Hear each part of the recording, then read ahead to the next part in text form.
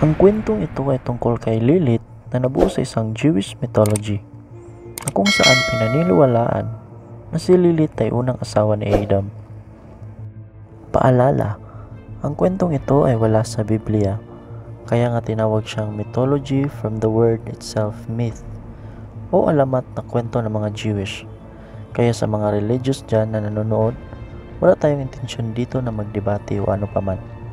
Ang kwentong ito ay para lang tayo ma-entertain sa mga sinaunang kwento ng Jewish mythology. Ano kaya ang tunay na kwento ni Lilith at bakit nabuo ang kwento niya? Well, kung interesado ka sa kwentong ito, tara na't alamin ang buong kwento tungkol dito. Si Lilith ay isang babaeng may demonyong figura mula sa alamat na pinaniniwalaan ng mga Jewish o Hudyo. Ang kanyang pangalan at pagkatao ay sinasabing nagmula sa klase ng isang Mesopotamian demons na tinatawag bilang si Lilo o Lilito sa babaeng version. At ang pangalan na iyon ay karaniwang isinalin bilang isang night monster o halimaw sa gabi. Ang isang kulto na nauugnay kay Lilith ay nananatiling pinaniniwalaan ng mga Hudyo hanggang noong ika-7th century CE. Sinasabing si Lilith ay naghahasik ng kasamaan sa mga bagong panganak na sanggol at nakikipagtalik sa mga lalaki tuwing natutulog ang mga ito sa gabi. Sinasabing siya ay kontra sa mga nagsusuot ng amulet o anting-anting na naglalaman ng mga pangalan ng ilang mga anghel.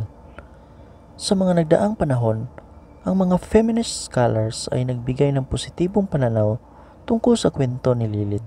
Ang kwentong ito ay isa lamang alamat na paniniwala sa Jewish mythology. Pero may pagbabasihan tayo sa Biblia na naging dahilan sa pagbuo ng kwento ni Lilith. Sinasabi sa Jewish mythology na si Lilith ay ang unang Eva at ito ay maiuugnay natin sa Biblia ng Book of Genesis kung saan may dalawang bersyon ng creation na naging dahilan sa pagsisimula ng konsepto ng unang Eva. Ang unang bersyon na ito ay makikita sa Genesis chapter 1 verse 26 hanggang 27 na kung saan tinatawag na priestly version. Genesis chapter 1 verse 26. Pagkatapos sinabi ng Diyos, "Ngayon likhain natin ang tao ayon sa ating larawan, ayon sa ating wangis. Sila ang mamamahala sa mga isda, sa mga ibon, sa himpapawid, at sa lahat ng hayop, maging maamo o mailap, malaki o maliit." Genesis chapter 1 verse 27. Nilalang nga ng Diyos ang tao ayon sa kanyang larawan. Sila'y kanyang nilalang na isang lalaki at isang babae.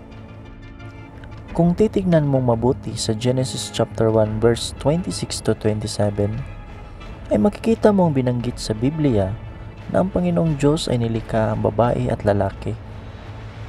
Ngunit kung titignan mo naman sa pangalawang bersyon na kung saan tinatawag na Yahwistic version, na makikita sa Genesis chapter 2 verse 7, 15, 21 hanggang 22. Genesis chapter 2 verse 7. At nilalang ng Panginoong Diyos ang tao sa alabok ng lupa at hiningahan ang kanyang mga butas ng ilong ng hininga ng buhay. At ang tao ay naging kaluluwang may buhay. Genesis chapter 2 verse 15.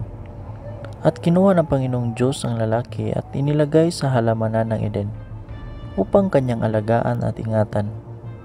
Genesis chapter 2 verse 21 hanggang 22. At hinulugan ng Panginoong Diyos ng di kawasang himbing ang lalaki. At siya'y natulog, at kinuha ang isa sa kanyang mga tadyang at pinagpahilom ang laman sa dakong yaon. At ang tadyang na kinuha ng Panginoong Diyos sa lalaki ay ginawang isang babae. At ito ay dinala niya sa lalaki. Kung titignan mo ang dalawang bersyon na ito, ay masasabi mong may conflict sa istorya ng pagkakagawa ng unang babae. At sa Genesis 1 nga ay sinasabing sabay ginawa ng Panginoong Diyos ang babae at ang lalaki. Habang ang Genesis 2 naman ay sinasabing ang pagkakagawa sa babae ay mula sa ribs ng lalaki, which is ito nga ang tunay na pinaniniwalaan natin. Ngunit noong unang panahon, ang mga ancient rabbi o Jewish scholar or teacher ay napuna ang kontradiksyon sa dalawang bersyon ng Book of Genesis 1 and 2 at pinaniniwalaan ng mga rabay na ang Torah ay sinulat na salita ng Panginoong Diyos, kaya ang mga ito ay hindi dapat contradicting na chapter sa Book of Genesis. Dahil nga sa sinasabing magkasalungat na bersyon sa Genesis, ang mga rabay ay nagsagawa ng malalim na pag-aanalisa dito at naging isang dahilan upang mabuo ang tinatawag na androgyne at sinasabi nilang unang Eva. Sa mga hindi nakakaalam kung ano ang androgyne, ito ay isang tao na kung saan walang kasarian na maaaring tawagin o posibleng maging babae o lalaki. Kaya ganun na lang ang teorya ng Jewish mythology na ang Genesis 1 ay tumutukoy sa unang asawa ni Adam at ang Genesis 2 naman ay ang pangalawang asawa na si Eve. Para mas maintindihan nyo ng maigi, pag-usapan muna natin ang Talmud at Medrash, pati na rin ang Torah. Kung nagtataka ka ano ang Talmud at Medrash sa Torah, ito ay ang compilation book ng mga historic rabbi tungkol sa kanilang diskusyon o debate sa kung ano nga ba ang nilalaman sa Torah. At ang Torah naman ay Hebrew Bible na kung saan makikita ang libro ni Joshua, Psalm, Book of Ruth at iba pa. Ibig sabihin, ito ay tinatawag na the law of God na unang inilahad kay Moses. Si Lilith ay nabanggit ng 4 na beses sa Babyloniang Talmud. Ngunit lahat ng iyon ay hindi sinasabing siya ay asawa ni Adam. Pinaniniwalaan rin ng mga ancient rabbi na si Lilith ay mayroong pakpak at kayang impluwensya ng pagbubuntis ng isang babae. Ayon sa Jewish mythology, may paniniwala na binalaan ng mga lalaki noon na huwag matulog ng mag-isa dahil maaaring pasukin sila ni Lilith. At ang mga rabay ay naniniwala na si Lilith ang dahilan ng wet dreams ng isang lalaki.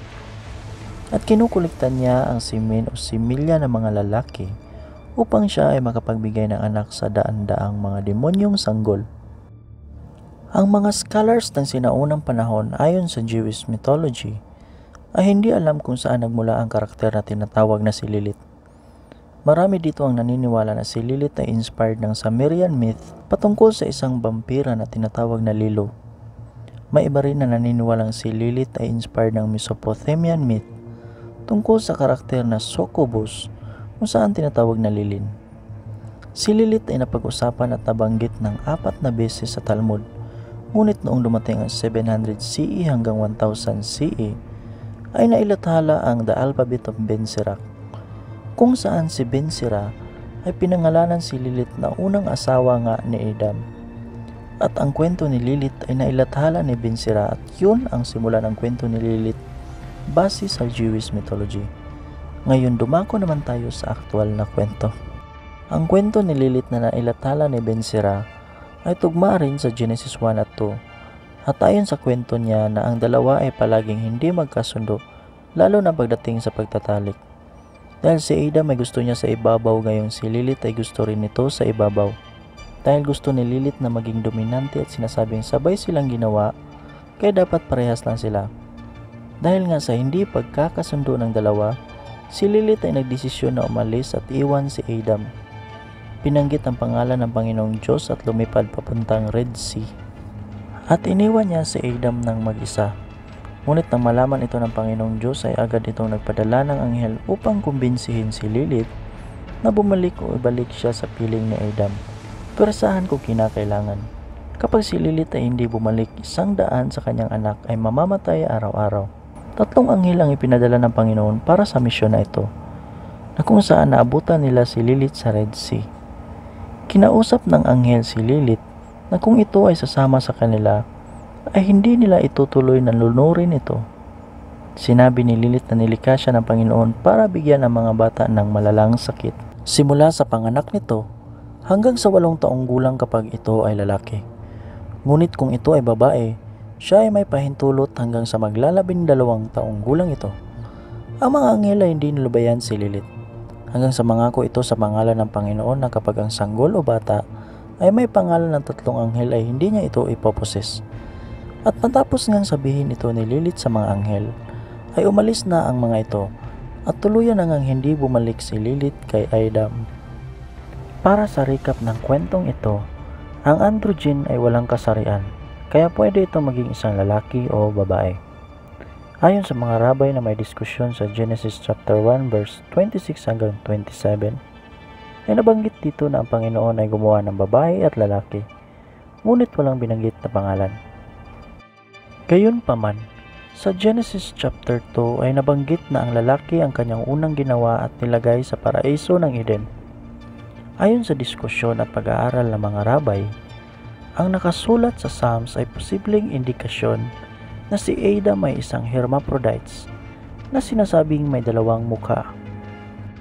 Psalms chapter 139 verse 5, Iyong kinulong ako sa likuran at sa harapan, at inilapag mo ang iyong kamay sa akin. Ayon kay Reverend Jeremiah Lazar, noong nilikha ng Panginoon si Adam, ginawa niya ito bilang isang babae at isang lalaki. Kaya nga sinasabi sa Genesis chapter 1 verse 27, God created them, male and female, He created them. Genesis chapter 5 verse 2, male and female created He them, and blessed them, and called their name Adam, in the day when they were created. Kung naiintindihan mo ang linya na their name, ibig sabihin marami o higit sa isa, o sa madaling salita, sila ay dalawa.